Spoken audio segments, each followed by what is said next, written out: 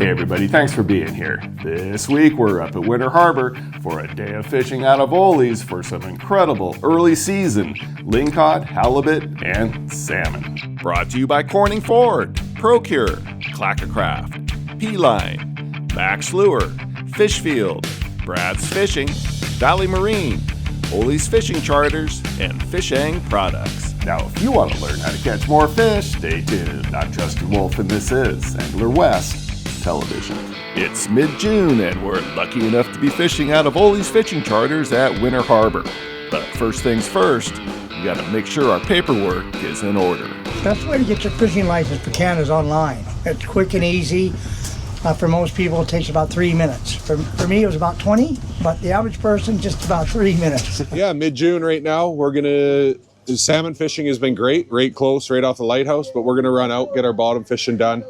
Lingcod's been stellar, halibut's been stellar. Early season, the spots haven't been fished much, so we'll go take care of that, and then maybe a little salmon fish this afternoon. Head north today, there's gonna be some pretty big winds from the north, so we'll have a nice smooth trip back once we get our lings and hallies, and just kind of close up to the RCA here. We fish off the edge of it on a reef, and it's been quite good this year, so it shouldn't take long once we get there. There's a lot of days where this is just flat calm. This isn't one of them. Honey, we're home. Later, about 10 miles from the lighthouse, just up to the north. We're gonna get our Lingcod gear out and drop down and hammer away. So we just ran out to get our Lingcod here right away before the wind comes up. It blows a lot harder offshore.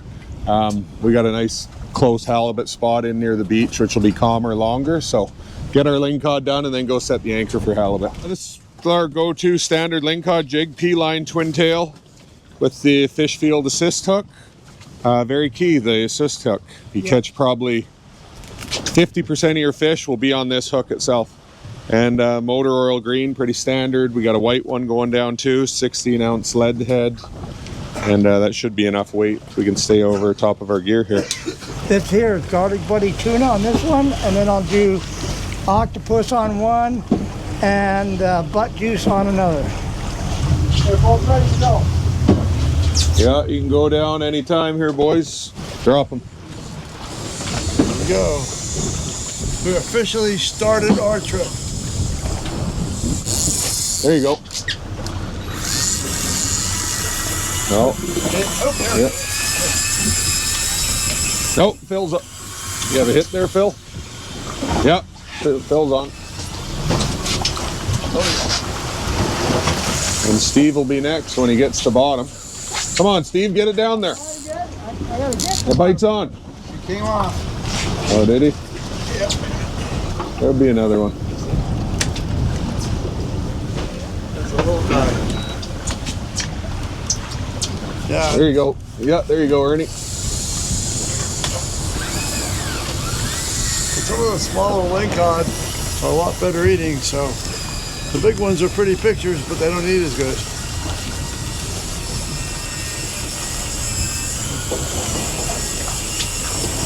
There you go, Steve's on.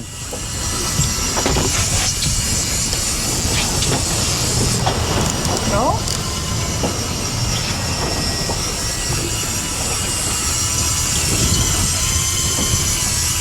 Oh yeah. There it is, Steve.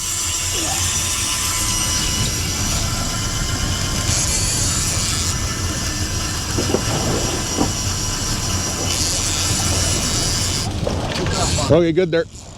Yep. Nice sling, Ernie. All right. Thank you, sir. And then right back down. And then just heads up, boys, when I open this hatch here, don't step back. We only do one. Always bleed them right away, right on the ice. I'm about You're good. halfway there. Holy crap. Halfway up, it just came off, so go back down and start over. But seems to be plenty of fish around here, so hit the bottom and hooked up right away. There you go, Ernie.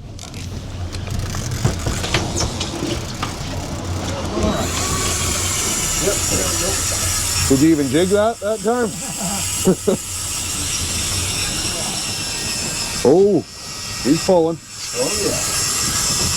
That drag set so he can take lines still, hey, if he wants to. Yep. Those big lings will rip it right out of their own mouth.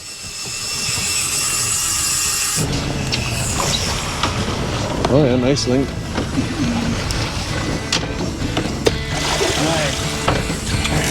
Nice one, Steve. Thank you, Lord. We have nothing. Yes. And many more after that. It don't get no better.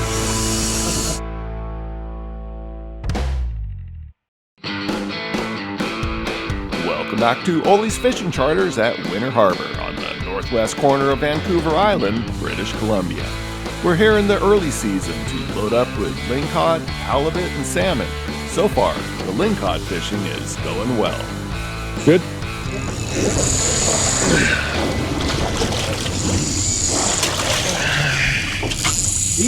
Eater.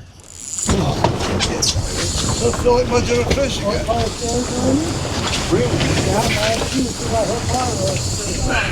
Just drop down, hit bottom, instant fish. I like that.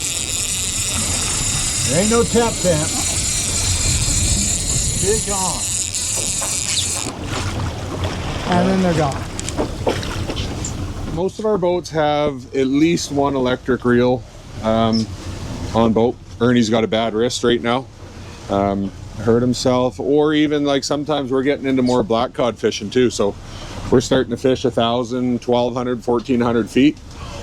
Not really doable with manual reel, but the electric sure make it a lot easier if you're injured or fishing those deep water spots. Old fart. I'm injured. I'll need one. 77 still going strong. There we go. 3 on. Yeah, we got a little bit more weight on this one, I think. Might be beyond it either. Yeah. Ooh. Looks like you're working harder for that one, Ernie. Yes. Yeah, so don't bring a sweater. It's tough life. Somebody's got to do it.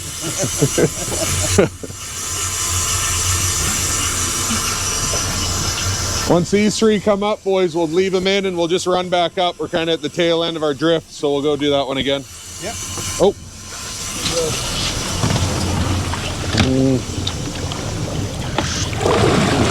Do we want to keep him? No. Throwing him back.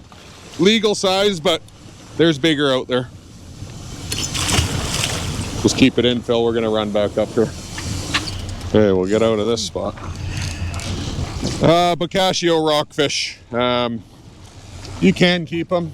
There's better rockfish out there that we usually keep. Down he goes, back to the bottom. Don't go down.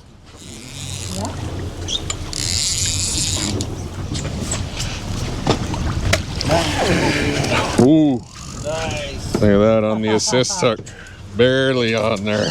Thank you, Carl. Nice work. For a spot like this, it can be endless for days on lingcod. It's like you take 12 off your limit and 12 more move in. We'll fish a spot days on end and have non-stop action like this. So they might not be right here, they might be everywhere, but this is this pinnacle where they're probably, feeding, and I could see a little bit of bait down on the bottom there. So when you drop it down and 3 rods are hooked up within 30 seconds, you could imagine what it looks like down there. Just be a feeding frenzy of probably 100 lingcod down there, at least. All right, we're good to go again, boys. There you go.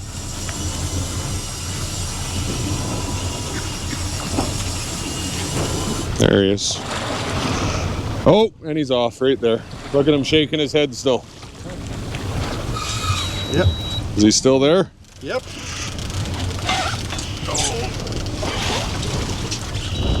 Okay, good.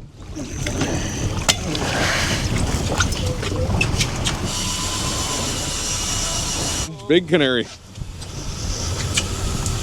That's the right color orange one. There you go, Phil. I target those. I brought these twin tails for P-line up here, I don't know, a number of years ago when they first came out. The lodge loved them so much they've been buying a couple $1,000 worth every year. They hold up great. This thing's probably caught it. Well, look how shredded my stinger hook is. It's caught a few fish. Yeah. Reel on that, Phil. I got you?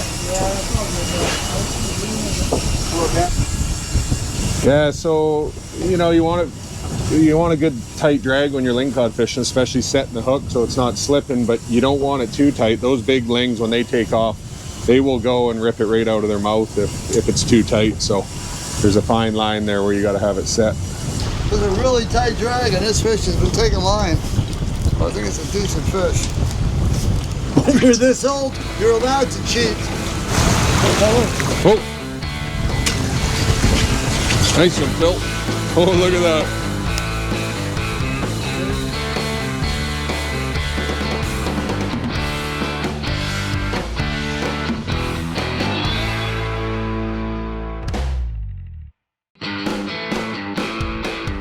We've utilized the first few hours of the morning to load the boat with lingcod. Now we've moved to calmer water to anchor up for halibut, where location and scent are key. Just got to the spot here.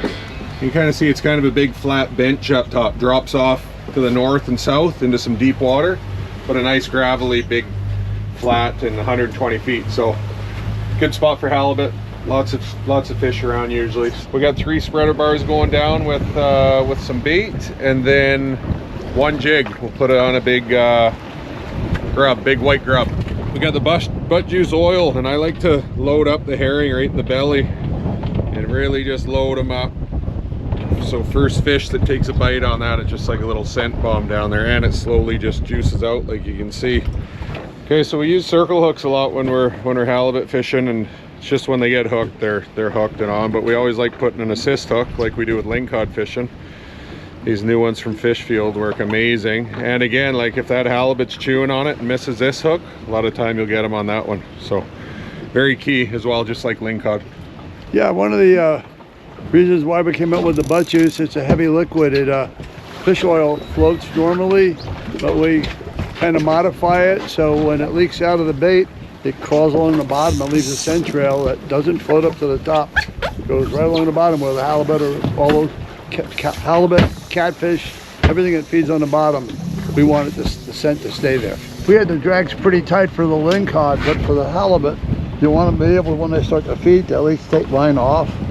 So you don't want a rock tight drag, but then once you're fighting them, you can tighten the drag. Very easy to use, just hook through the loop, make that little void there, and then tighten it up. It bites on itself, no coming off. Couple little danglers, looks pretty tasty. We're all set up here now. We got our lines are hanging pretty good, so we got some good current, good tide down there, flooding to the north. So you always want, when you're anchored up, you want some movement and some current down there to get the scent to call them in, right? Like we got it all loaded up with the butt juice and everything, all the fresh bait, so it brings them in from the direction the scent's going. Yeah, bow rod, that what was on there? Salmon belly. Didn't take long. Salmon belly herring combo. The garlic bloody tuna injected. That didn't take long at all. It's good. See him on the screen. You're probably funny.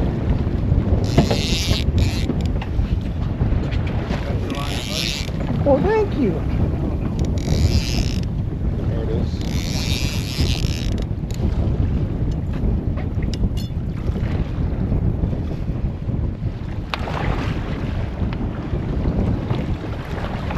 Watch that. Yep.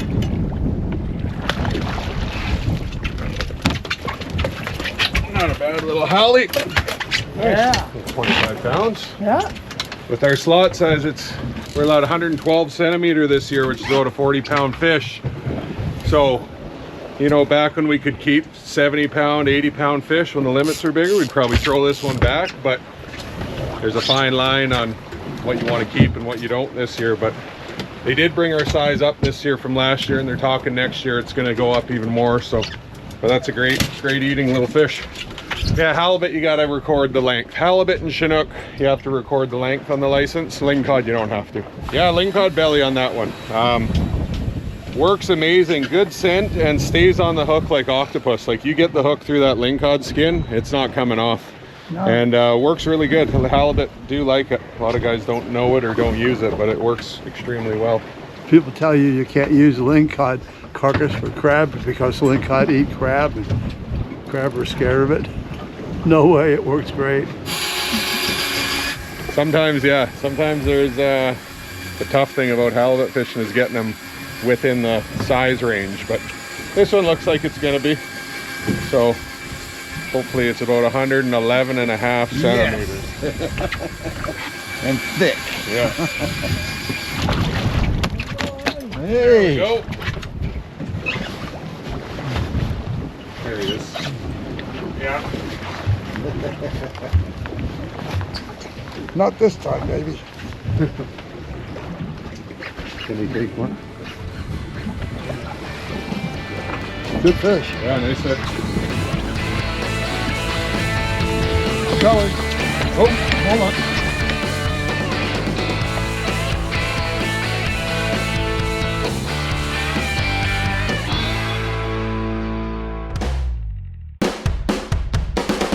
We're going back to Winter Harbour, but first, here's your Fishfield tackle connection. Now for lingcod and halibut, you absolutely want to use an assist hook. There's no doubt that a majority or most of the hookups that you get will be on those assist hooks, and some of those fish you just wouldn't catch at all if you weren't using an assist hook. So the Fishfield assist hooks are a big deal. The Fishfield assist hooks come in two different kinds. There's the original SST, these are stainless steel, super strong, really good quality. They're going to put some fish in the boat. And then there's another version, the stinger hooks, which are either gold-plated or titanium prism coated, which gives them some color and flash. So you've got some options there. They both work great. Now let's go back to Winter Harbour, where we're almost finished up with our lingcod and halibut, but we still have some time left in the day for salmon. It's mid-June and we're fishing out of Olis, where after a day of fishing, groups relax on their deck while their day's catch is professionally processed and frozen on site.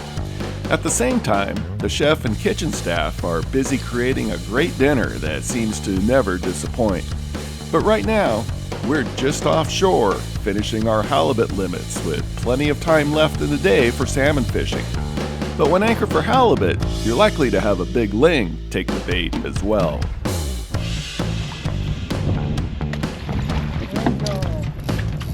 Yeah, just finished up with our hallies and we're back in, tucked in inside the lighthouse here. Salmon bite's been pretty good here lately. Lots of squid and needlefish, small bait around. They've been feeding heavy on the squid, so that's why we're running these little UV hoochies. We'll run these for a bit, and if it doesn't work, we'll change her up and find something that they're biting on. Some bait down there. This could be squid right down on the bottom. As you can see on our chart, we've done a few passes in here in the last few days. Yeah, lots of, our one guide's been here for a couple hours. They've been into quite a few fish, so shouldn't be long. Let them run. Yep. Let them run. This one's looking, didn't pop it off the rigger. It's pulling a little right now, but it kind of looks like probably a coho. Salmon hasn't changed for limits out here in quite a while, so each day you're allowed 2 Chinook, 2 coho. Coho, one hatchery, one wild. Chinook can be either one. Yeah, it's small king. Small Chinook, yeah, a little too small. Nice little gas release here. When he calms down, off he goes. Right species, wrong size. Yep. I'm gonna try this. It's called a Ouija by Gibbs. Just lots of. It looks like there is squid in here, but a lot of small little bait fish and stuff too. So. Instead of having a squid on both sides, we're going to run one of each and see if one starts producing more than the other. Little halibut. Small one, we'll release them.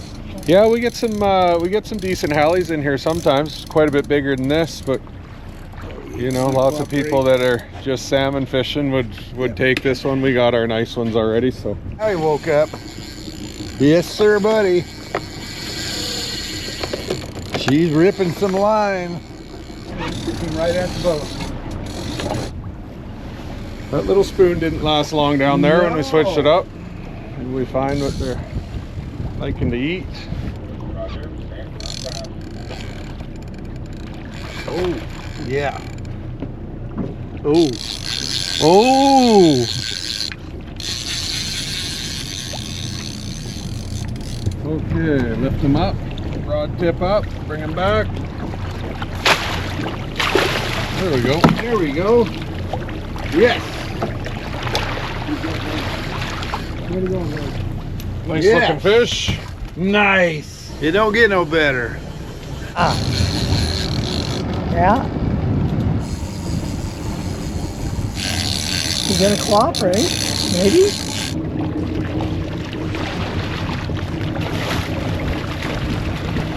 Nice little king. Hooked out, just like that. We'll take him. It's been a heck of a day of fishing, but really just a typical early season experience.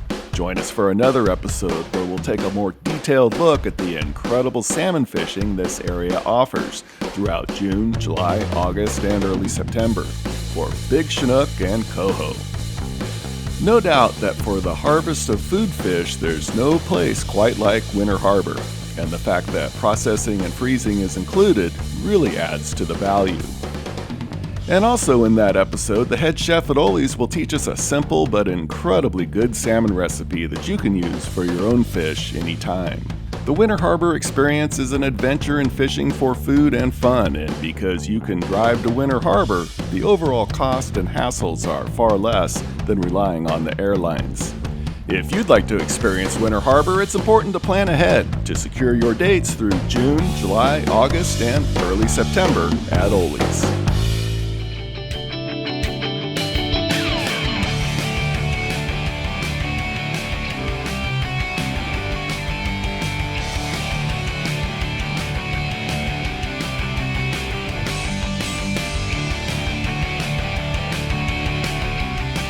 Hey, I hope you found today's episode valuable and it helps you catch more fish. And be sure to watch this episode again, plus hundreds of other episodes on the Angler West TV YouTube channel.